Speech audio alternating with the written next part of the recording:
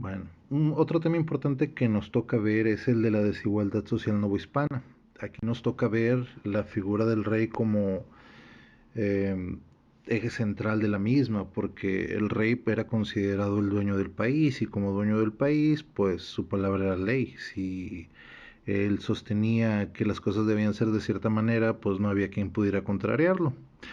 La organización de la Nueva España básicamente estaba dividido por corporaciones. Corporaciones significa cuerpos. Eran grupos de personas con las mismas características. Había dos tipos de corporaciones bastante predominantes. La primera era por origen étnico.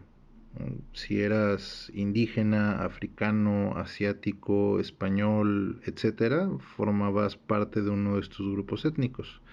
Si por el contrario era por trabajo o a lo que te dedicabas, pues si eras agricultor, artesano, mercader, abogado, sacerdote, soldado, pues obviamente entre más importancia tuvieras dentro de la estructura política de la Nueva España, pues al pertenecer a uno de estos era mucho más difícil entrar y era más poder el que tenías. En estas divisiones por corporaciones se le da importancia a los individuos en la misma sociedad. Si pertenecías al cuerpo de milicia o de los sacerdotes, eras más importante que un artesano, y obviamente los indígenas, agricultores o campesinos eran los menos provistos de derechos. Algunos de estos derechos eran los llamados fueros, que consistían en una protección especial por parte de la ley que regía en la época para su beneficio. Por ejemplo, si un sacerdote o militar llegaba a cometer un delito como el de asesinato, no se sometían a las leyes civiles, o sea, a las leyes de todo el pueblo, sino que tenían sus propios tribunales que en muchos casos eran indulgentes o los beneficiaban para no tener que purgar una condena de la misma manera que una persona normal. Si por ejemplo un sacerdote cometió un delito, simplemente se lo reubicaba en una iglesia en otra parte del país donde nadie lo conociera.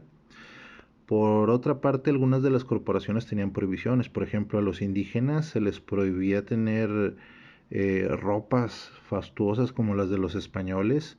Se les prohibía tener algunas posesiones como los caballos. Inclusive hubo algunos pueblos descendientes de los africanos esclavos que trajeron que se les prohibía inclusive tener monedas de metal normal como las que utilizaba el resto de la población novohispana. Estas monedas pues eran de latón o de cartón que se les llamaba pilones, de hecho de ahí viene la palabra, o tlacos. Entonces, estas monedas les servían a ellos para intercambiar en los pueblos de negros los productos o mercancías que necesitaban.